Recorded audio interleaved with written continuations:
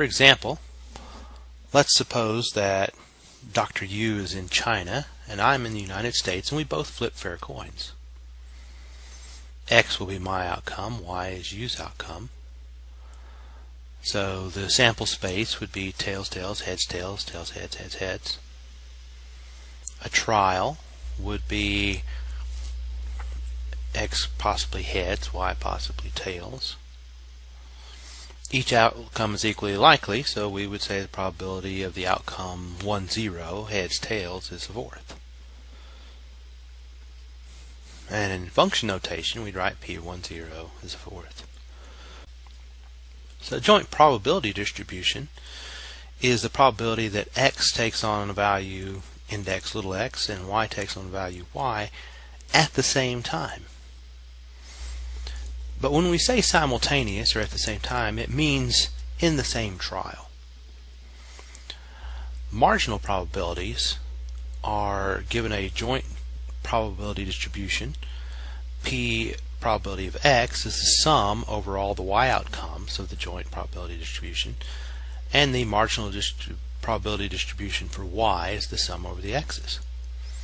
And these are the probabilities of the individual values of X and Y respectively. And if there's no confusion, we'll simply write P of X and P of Y. So for example, two fair coins, X is my coin, Y is Yu's coin, and we have four possible outcomes, tails, tails, heads, tails, tails, heads, heads, heads. So the probability that I get is 0, that capital X is 0, is the sum over all outcomes for Mr. Yu in which I have a 0. So this is the probability that my coin is tails. And M sub Y is going to be 1 because Y ranges from 0 to 1. So we have two possible outcomes for Mr. Yu when I have a tails. And so therefore we get a half. No surprise, it's a fair coin.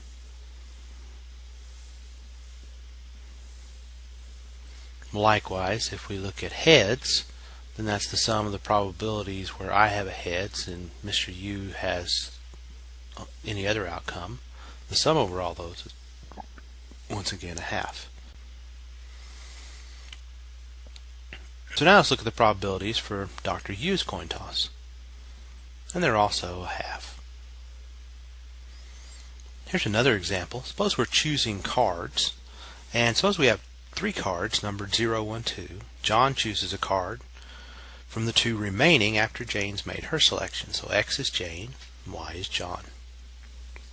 Our sample space is all the pairs where we don't have the same card repeated. And the probability of any one of these occurring is 1 out of 6. Notice that there is no possibility of getting John has a 0, Jane has a 0, because once Jane draws a 0, John can't draw it.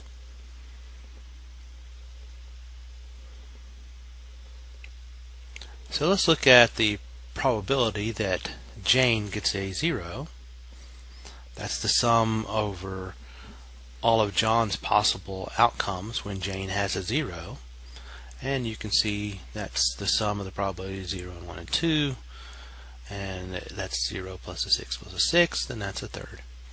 And no surprise, she's got a choice of 3 cards. She's got a 1 out of 3 chance of getting the 0 card. Same thing with the probability of getting the 1 card and getting the 2 card. Now if we look at the probability that John gets a 0, then we add up all these probabilities, and once again we end up with a third, and likewise for those. Now suppose my coin has a probability of a fourth, but Dr. Yu has a fair coin. Me and you are on opposite sides of the planet, so it's safe to assume that X and Y here are independent. An outcome is a pair where X is either heads or tails and Y is either heads or tails. Just reviewing a little bit.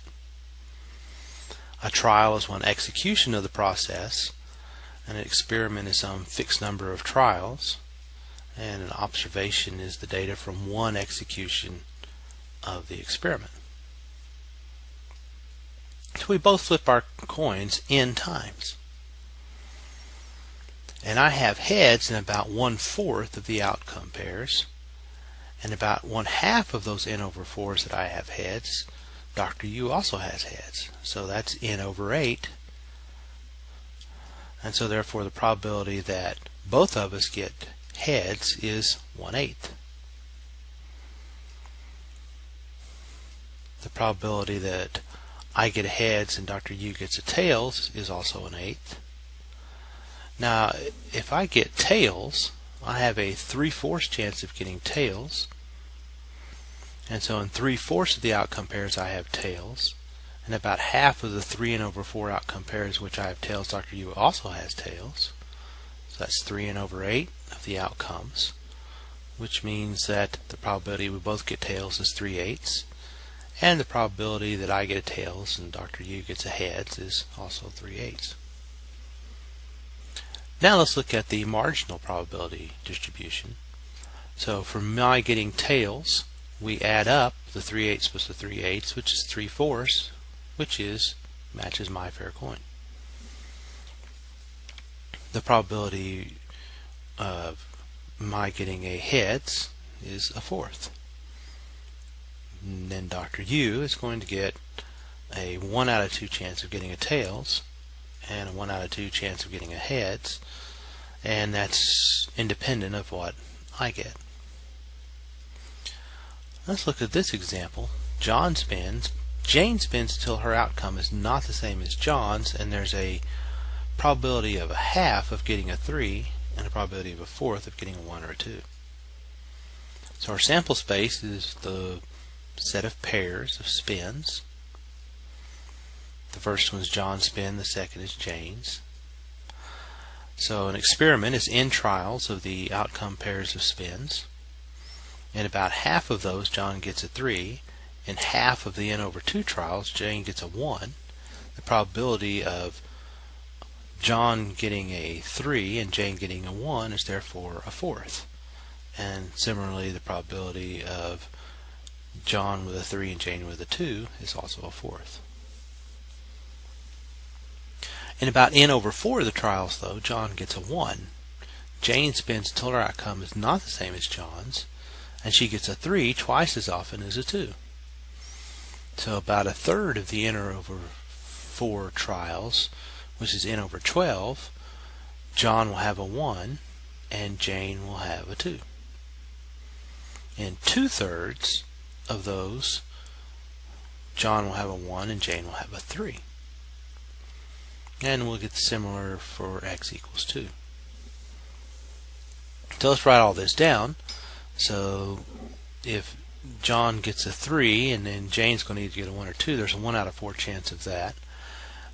If John gets a 1 or a 2 and Jane gets a 3, there's a 1 out of 6 chance of that. And if John gets a 1 and Jane gets a 2, or John gets a 2 and Jane gets a 1, there's a 1 out of 12 probability for each of those. Of course, if you add all those up, you'll get a 1. No surprise there. But let's look at the marginal distribution for x. So that's going to be the 1/12 plus the 1/6, which is 1/4. And that's going to be the same as for the 2. And that's exactly what we would have expected, because John spins first, and those are the probabilities he has of getting those numbers. And of course the probability of a 3 is 1/2, no surprise there.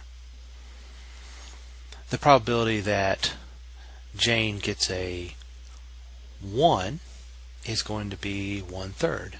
Again, the sum over the outcomes that John has when Jane has a 1. And I'll let you think about the probability for 2 and 3. So in summary, probability is a useful concept. We'll see it very often. But we need more, because probability, everything we've done has been about counting. But we need a concept that's mostly about patterns.